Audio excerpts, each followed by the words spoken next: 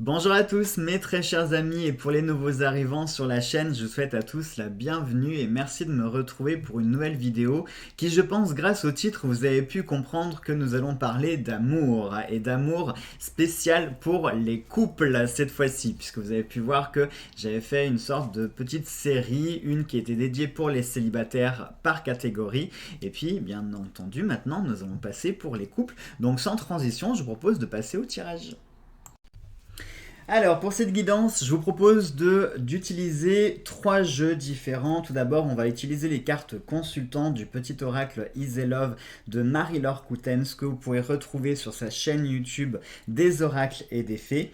On se fera un petit tableau avec le carré fantabuleux que je ne présente plus.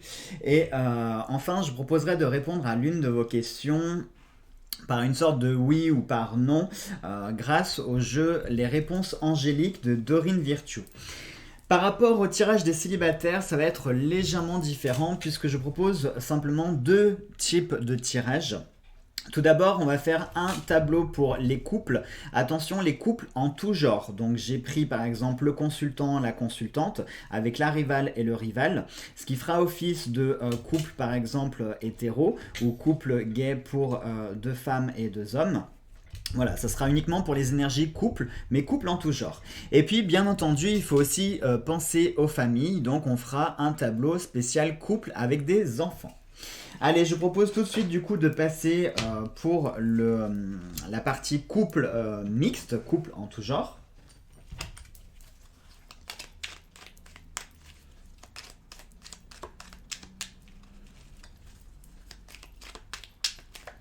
Allez, ce que je vais faire, je vais me mettre là sur le côté du bureau pour pouvoir étaler mes cartes et pour pouvoir les choisir. Ce sera plus pratique et ce sera plus joli esthétiquement. Allez, on va prendre celle-ci.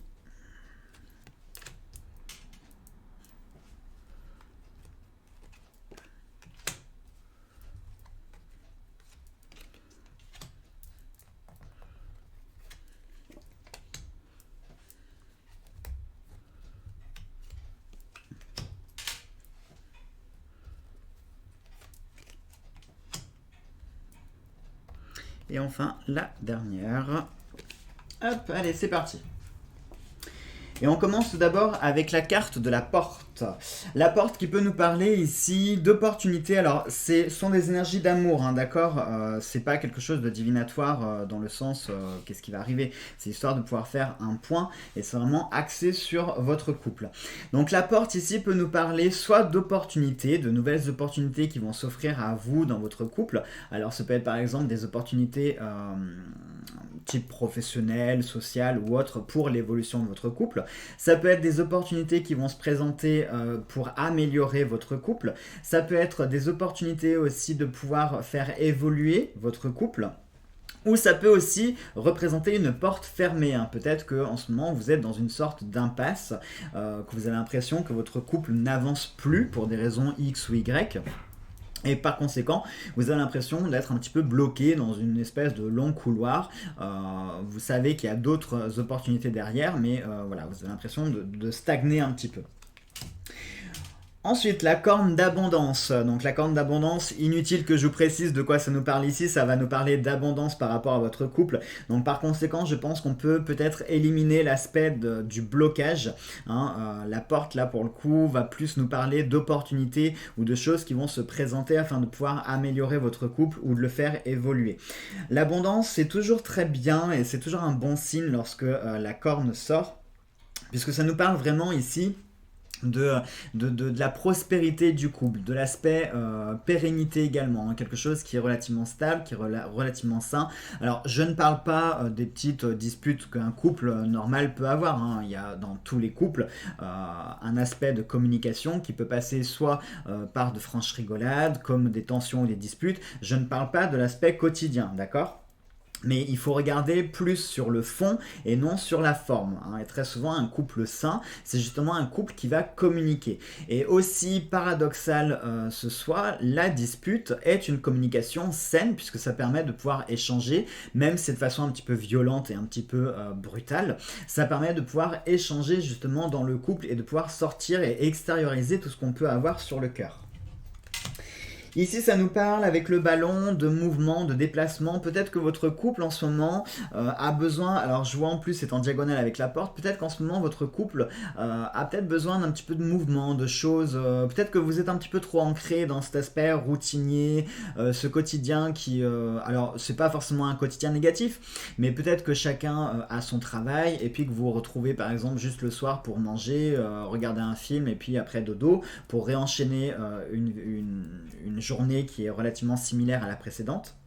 Donc ça peut nous parler ici peut-être de venir briser un peu cette routine, de venir casser un petit peu ce quotidien pour rafraîchir justement le couple, hein. C'est peut-être l'aspect justement d'opportunité. On vous invite peut-être à bouger, c'est peut-être aussi un conseil qui peut être donné dans le sens où votre couple a besoin de bouger. Peut-être que vous ne partagez pas assez d'activités ensemble, vous ne faites peut-être pas assez de choses ensemble, vous ne bougez peut-être pas assez ensemble et par conséquent vous avez cette espèce de routine et de quotidien qui est en train de s'installer. Et là, on vous invite justement à bouger un petit peu ces codes, à casser ce quotidien, cette routine et trouver des alternatives qui vous permettent de pouvoir sortir, de bouger. Ici, on vous parle vraiment de mouvement, un besoin de mouvement. Nous avons la coupe de champagne qui représente clairement les festivités. Je viens de vous le dire, en plus c'est marrant, je viens à l'instant même de vous le dire que votre couple manquait peut-être de choses un petit peu plus festives qui sortaient du quotidien et de la routine. Alors je vous invite pas à faire la fête tous les jours et tous les week-ends parce que ça va automatiquement devenir aussi routinier et quotidien. C'est pas non plus la meilleure des solutions. Ne cherchez pas non plus à essayer de rattraper le retard, hein, parce que parfois on se dit bah tiens on va faire plein de sorties ce mois, on a un petit peu de sous, on va se faire plein de sorties ce mois pour essayer de rattraper les 2-3 ans qu'on a passé à rien faire. Non, c'est pas non plus la solution parce que le faire à l'excès et à l'outrance parfois c'est pas non plus la meilleure des solutions. Il faut doser, il faut apprendre à doser. Et là on vous suggère de faire un petit peu la fête, de prendre les opportunités festives qui peuvent se présenter à vous. Alors une opportunité festive, c'est pas tout de suite sortir en boîte, enchaîner les anniversaires, les mariages, non. L'aspect festif, ça peut très bien, juste tous les deux, aller prendre un café quelque part, aller boire un verre le soir, faire un petit apéro juste tous les deux, aller à un concert, au cinéma, au théâtre, peu importe, hein, l'aspect festif, cette carte-là, elle représente aussi les mondanités.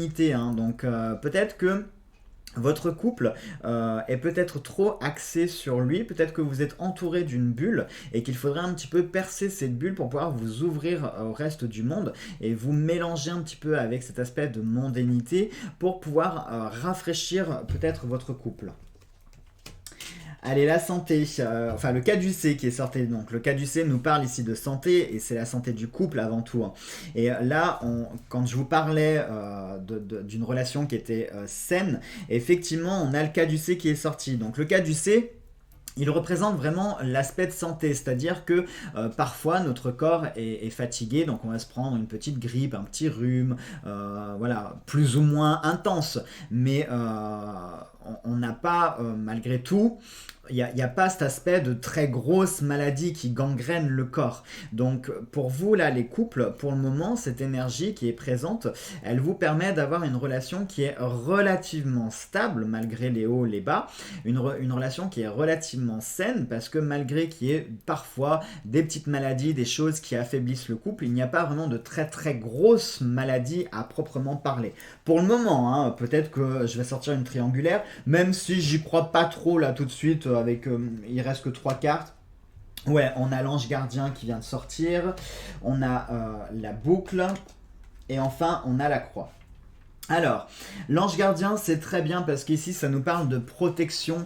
Je pense, moi, là, par rapport au tirage qui ressort, c'est ce que je ressens, c'est comme si chacun se protégeait mutuellement, comme si chacun apportait quelque chose à l'autre. Comme si vous étiez dans une sorte de complémentarité, et c'est peut-être ça qui fait que votre couple est sain, parce que je vous l'ai dit, malgré les disputes, ça arrive à tout le monde, hein. On peut avoir des périodes où voilà, c'est un peu plus tendu, où on a l'impression d'avoir moins de sentiments, etc. Mais non, si vous regardez bien à l'intérieur de vous, si vous faites abstraction de toutes ces petites pollutions quotidiennes. Si vous regardez vraiment au fond de vous, vos sentiments sont là, donc ne doutez pas de ça. Et même là, j'ai envie de dire que votre couple, pour l'instant, est comme protégé, il est comme gardé par des énergies, par des entités, par des interventions divines qui font que malgré les différentes, comment on pourrait dire, euh, péripéties que votre couple peut rencontrer, votre couple quand même reste soudé et il tient bon quand même, hein. C'est comme si vraiment vous aviez cette intervention divine qui protégeait à chaque fois et qui permettait de pouvoir toujours soit vous rabibocher ou voilà, de pouvoir arranger les choses. Ici, la boucle nous parle justement de cet aspect, hein, je viens de vous le dire, de cet aspect routinier et quotidien, c'est-à-dire qu'il y a vraiment cet aspect de routine qui s'est mis en place. Chacun vaque un petit peu à ses occupations et le ballon, hein, cette boucle, elle est pile au milieu entre les festivités et le ballon. Donc là, vraiment, le conseil, et vous voyez, avant même que je retourne les autres cartes, je vous l'avais déjà dit, mais il faut vraiment casser cette routine. Si vous voulez apporter un vent de fraîcheur dans votre couple, cassez réellement cette routine et faites des choses que vous n'avez pas forcément l'habitude de faire. Et enfin, la croix. La croix, ça c'est quelque chose qui est très emblématique, très symbolique et surtout très important dans le tirage, surtout que la croix est en diagonale avec le caducée, avec la boucle, et surtout elle est en verticale avec l'ange gardien. Donc ça c'est de bon augure.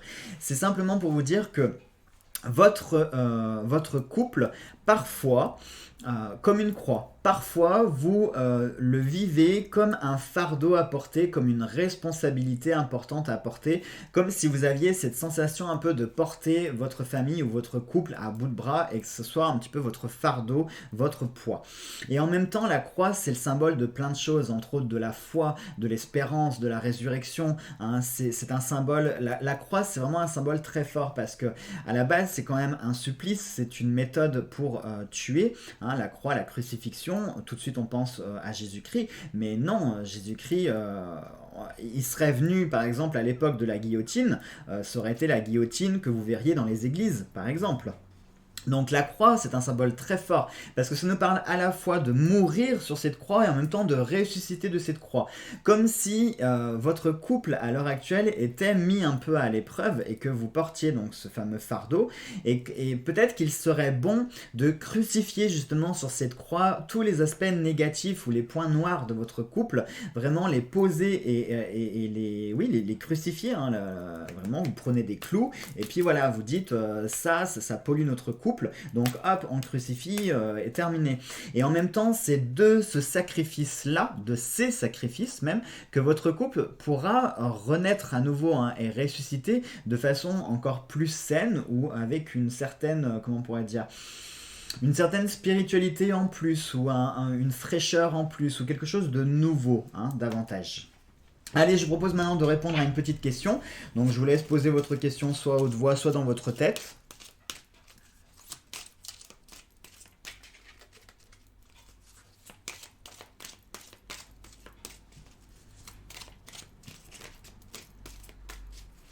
Allez, on y va. Hop, et la réponse est amélioration de l'état de santé. C'est marrant, qu'est-ce qui est sorti là? C'est le caducée justement qui est sorti. Et là on nous parle de l'amélioration de santé, de l'état de santé. Donc par rapport à votre question, ici ça nous parle d'une amélioration. C'est-à-dire que pour le moment, oui, la situation en elle-même n'est peut-être pas mirobolante, elle ne reflète pas ce que vous voudriez avoir à l'heure actuelle, mais ici on vous parle d'une amélioration. Donc ce qui veut dire que les choses vont s'améliorer, elles vont évoluer dans le sens positif. Vous devez simplement laisser faire le temps, vous devez y croire également et surtout vous devez vous investir pour que ça puisse fonctionner, hein, parce que dans un couple, les deux parties, hein, il faut que les deux parties soient d'accord et qu'elles avancent toutes les deux sur le même chemin parce que sinon c'est compliqué, hein. Donc, si à l'heure actuelle vous avez la sensation de faire beaucoup trop de sacrifices, eh bien tentez de rééquilibrer cette balance et vous verrez que les choses vont finir par s'améliorer et vont évoluer. Donc laissez faire un petit peu le temps. Allez, maintenant je propose de passer au couple avec des enfants. Allez, on se retrouve maintenant pour les familles et on y va pour notre tableau.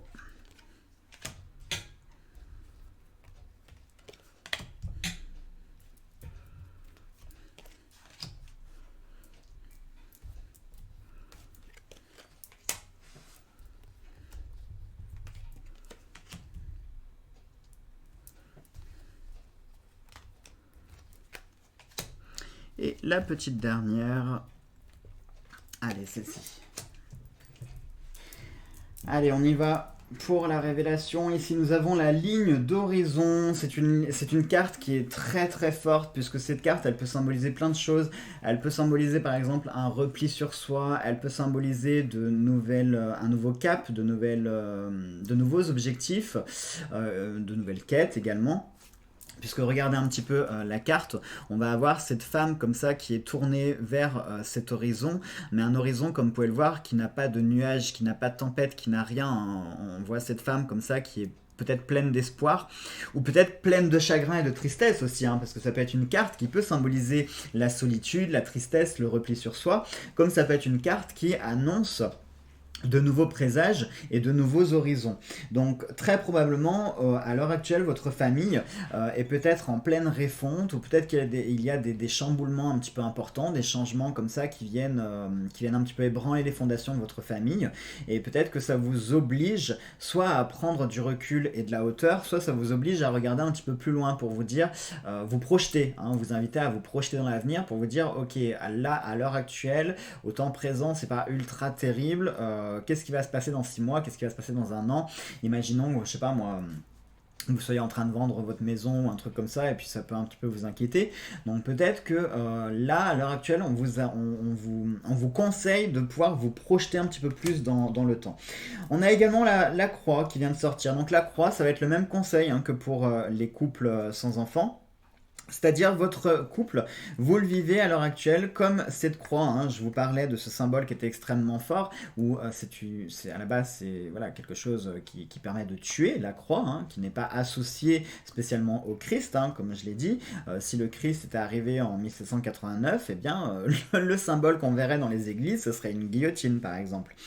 Donc à la base, cette croix, c'est vraiment à la fois votre fardeau que vous portez, c'est une responsabilité qui vous est complètement dévolue, c'est quelque chose qui vous est propre, et en même temps sur cette croix vous devez à tout prix y poser et crucifier tout ce qui vous semble être négatif, tout ce qui pour vous n'a pas à faire dans votre famille. Et en même temps c'est de cette croix que votre famille va aussi ressusciter, il va y avoir peut-être de nouvelles choses qui vont arriver. Et ça peut rejoindre encore une fois cette ligne d'horizon qu'on regarde, cette perspective d'avenir qui s'ouvre peut-être à vous. Ici, on a la carte des études. Alors, la carte des études, c'est très intéressant parce que peut-être que vous vivez votre famille comme une sorte de, comment on pourrait dire, une sorte de programme éducatif avec vos enfants. Et ça, je pense que ça doit être du sport, j'en sais quelque chose. Mais quand on a des enfants, on est une sorte de maître d'école ou de maîtresse d'école. Mais le problème, c'est que c'est aussi valable avec tous les membres de notre famille. À force de toujours être dans ce côté éducatif, enseignant, etc., on a tendance aussi à infantiliser tout le reste, tout le reste des membres de notre famille. Donc ici, ça pourrait vous dire, attention, peut-être de ne pas infantiliser le reste de votre famille. Que vos enfants soient infantilisés, c'est normal, jusqu'à un certain âge. Mais il faut aussi accepter qu'ils aient leur part de liberté, surtout si ce sont des adultes, si par exemple c'est votre mari ou votre épouse que vous infantilisez, ça peut créer des tensions, croyez-moi. Mais là, le côté éducatif, c'est aussi peut-être pour nous conseiller qu'on peut tirer des enseignements de ce que vous êtes en train de vivre à l'heure actuelle. Il y a peut-être des leçons à tirer de tout ça pour justement peut-être vous faire grandir, vous faire évoluer, vous permettre, parce que l'enseignement est en diagonale avec la ligne d'horizon, donc ça pourrait paraître super logique, c'est-à-dire que lorsqu'on suit un programme éducatif, automatiquement c'est dans une perspective particulière, c'est pour atteindre un objectif, pour atteindre un but précis, et là c'est ce qu'on vous demande de faire, c'est-à-dire tirer des leçons de ce que vous vivez à l'heure actuelle ou de ce que vous avez vécu, afin peut-être de ne pas reproduire les mêmes schémas. Et en même temps, ça vous permettra de pouvoir regarder un petit peu plus loin ce qui est en train de se passer pour vous. La Ouija, ça aussi c'est super intéressant puisque ici ça nous parle de communication. De plus, si vous aviez besoin d'une petite réponse à une question, eh bien regardez, vous avez un oui, un petit oui, certes, mais c'est un oui quand même. Donc là déjà voilà, si vous aviez besoin d'une réponse, c'est un oui qui s'offre à vous. Attention, c'est un oui qui est positif, c'est pas un oui punitif. Par exemple, est-ce que mon mari va me quitter? Si dans votre cœur vous attendez la réponse non, parce que vous n'avez pas envie qu'il vous quitte, alors c'est à prendre au sens non, d'accord? C'est un oui qui est rassurant, c'est un oui positif, pas un oui négatif. La Ouija, c'est d'autant plus intéressant dans le sens où la Ouija, c'est une communication divine qui est faite avec nous. Donc ça veut dire que dans votre vie à l'heure actuelle, vous avez certainement des signes qui vous sont envoyés, soit de vos guides, de vos anges, de vos familiers, de personnes qui vous ont quitté, qui continuent à veiller sur vous, même dans l'autre monde. Donc voilà, pour moi je pense que vous devez avoir certains signes dans votre famille pour vous montrer que on vous répond, on vous entend, on vous écoute, on vous voit, on vous protège, vous êtes soutenu, vous êtes aidé, vous devez simplement y croire. Et la Ouija nous parle dans un terme plus large de communication. Peut-être que dans votre famille, il y a une forme de communication qui a été rompue et il faut peut-être remettre cette communication au goût du jour. Alors la communication, elle n'est pas forcément verbale, hein. Ça peut être par exemple des activités que vous pouvez faire en famille, hein. Les activités familiales sont clairement un moyen de communication. Ça peut être également, qu'est-ce que je pourrais vous dire moi, vous intéresser par exemple aux activités de vos enfants, prendre du temps, avoir une écoute active, c'est-à-dire à la fois écouter et entendre, hein. Il faut bien faire la différence entre écouter et entendre. Parfois on écoute sans entendre et des fois on entend sans écouter. Donc apprenez peut-être à écouter et à entendre en même temps, c'est-à-dire écouter les besoins, entendre ce qu'on est en train de vous dire pour pouvoir mieux comprendre et pour pouvoir peut-être même anticiper les demandes ou les besoins de chacun et en même temps des vôtres aussi, hein. Allez, on va avoir la nouvelle. Ça, c'est super positif puisque la nouvelle, elle vient en carte. Ah, j'ai mangé mon mot. en, en, entre les deux, c'est pas le mot que je voulais dire, mais c'est pas grave, vous m'avez compris. On a donc cette carte, la nouvelle. La nouvelle, ça nous apporte justement de nouvelles choses qui arrivent sous diverses formes.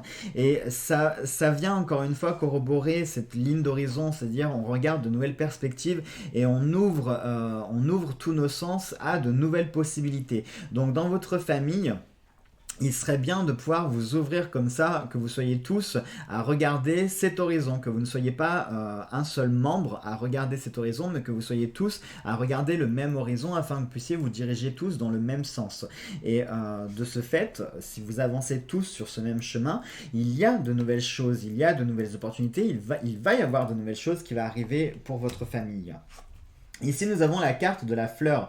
La carte de la fleur, c'est pareil, c'est une jolie carte qui est tout en douceur, qui est tout en rondeur en termes de conseils, puisqu'ici, elle vous parle de pardon, de cadeaux, de présents. Peut-être que vous ne vous... peut-être, hein, je dis bien. Peut-être que vous ne vous offrez pas assez de choses, ou peut-être que vous n'avez pas assez de petites attentions les uns envers les autres. Et ça paraît bête, mais ce qui fait une famille soudée aussi, c'est des petits gestes d'attention. Quand je dis cadeau et présent, je ne vous parle pas d'acheter par exemple la dernière console à votre fils ou votre fille, ou d'acheter le dernier téléphone ou la dernière montre connectée à votre mari. Non, je parle pas de cadeaux chers, je parle pas de choses matérielles dans ce sens-là. Les gestes d'attention, c'est plein de petites choses. Ça peut passer par exemple le fait de faire le petit déjeuner et de l'apporter au lit pour surprendre son compagnon ou sa compagne. Ça peut être le fait de faire comme ça un gâteau pour vos enfants, leur gâteau préféré, sans les avertir. Enfin, vous voyez, tout ce genre de petits gestes d'attention qui peut être mis au quotidien, et bien ça peut être ça qui fait que votre couple aussi, ce sont aussi des moyens de communication, hein, tout ça. Les gestes d'attention en font partie et c'est ce qui viendra compléter ce côté soudé. Carte de transition, voilà, c'était le mot que je cherchais. Ici, ah bah voyez, je vous parlais de communication et regardez ce qui vient de sortir, nous avons la carte de la bouche justement, et la bouche ici nous parle de communication. Regardez un petit peu les étoiles, on a des étoiles qui rentrent, des étoiles qui sortent de cette bouche, donc ici on vous parle de communication. Je pense qu'à l'heure actuelle vous avez vraiment une communication qui est rompue dans votre famille, où il doit y avoir un blocage ou quelque chose qui fait que vous ne communiquez pas sur un aspect, ou peut-être que vous communiquez mal. Ça peut arriver aussi des fois d'avoir des dialogues de sourds, c'est-à-dire que chaque partie va dire la même chose, mais avec ses propres mots, et on n'arrive pas à se comprendre, alors que c'est exactement la même idée qu'on est en train de défendre. Et du coup, parfois, ça peut prendre des proportions qui sont exagérément disproportionnées, parce que on dit la même chose que l'autre, mais du fait qu'on on n'emploie pas les mêmes mots, on n'arrive pas à se comprendre, et c'est comme ça que des tensions assez idiotes finalement ressurgissent, ou surgissent tout simplement. Donc là, on vous parle de communiquer. C'est comme ce que je vous disais avec écouter et entendre, il y a l'écoute active, hein, c'est ça, écouter et entendre, mais il y a aussi la parole qui doit être active, c'est-à-dire que j'ai écouté, j'ai entendu ce que tu m'as dit, et je réponds de façon adéquate à ce que tu m'as demandé. Hein, et c'est comme ça que la communication, elle peut se faire. Et là, on a la flèche, on a la décroissance. Alors pour moi, cette décroissance, regardez, elle est en diagonale ici avec la bouche. Donc clairement, ça nous confirme ici qu'il y a un manque de communication qui s'est fait. Et vous devez à nouveau renouer cette communication. Vraiment, je pense que c'est le conseil principal qui ressort et que je vous dirai. Également, on peut voir qu'en diagonale, on a la nouvelle. Donc pour moi, ça me précise que dans votre famille, à l'heure actuelle, il n'y a pas assez de surprises, il n'y a pas assez de choses nouvelles, c'est-à-dire que chacun se contente un petit peu de ce qu'il a acquis au fur et à mesure des années, chacun vit plus ou moins dans son petit monde, dans sa bulle, les parents sont un petit peu déconnectés par rapport aux enfants parce que voilà, les générations font que, rien que les langages par exemple, hein, il y a encore pas très longtemps, je savais pas ce que ça voulait dire que swag, avoir le seum et compagnie, alors que je n'ai que 33 ans. Mais pour dire... rien que le choc des générations parfois peut provoquer cette coupure en termes de communication. Mais il y a aussi un manque de surprise, il y a un manque de renouveau dans votre famille, c'est-à-dire ne vous contentez pas de ce qui est acquis parce que rien n'est jamais acquis de toute façon. Donc ne vous contentez pas de ce qui est acquis, ne vous plongez pas dans cette sorte de routine, dans ce quotidien, mais au contraire, essayez de vous surprendre les uns les autres avec ces fameux gestes d'attention en plus de la communication. Et ça c'est important parce que c'est comme ça que vous pourrez vraiment ressouder ou reformer peut-être le noyau familial qui ça veut pas dire qu'il s'est disloqué, mais voilà, chacun fait un petit peu son bonhomme de chemin, chacun marche et vogue sur ses voies qui lui sont propres, et par conséquent, votre famille n'avance pas forcément dans la même optique que vous. Et c'est ça qui est important, c'est-à-dire regardez, recentrez-vous tous sur ce même objectif, à savoir votre noyau familial et votre famille. Allez, je propose de répondre maintenant à une petite question. Donc pareil, vous la posez à haute voix ou dans votre tête, c'est comme vous voulez.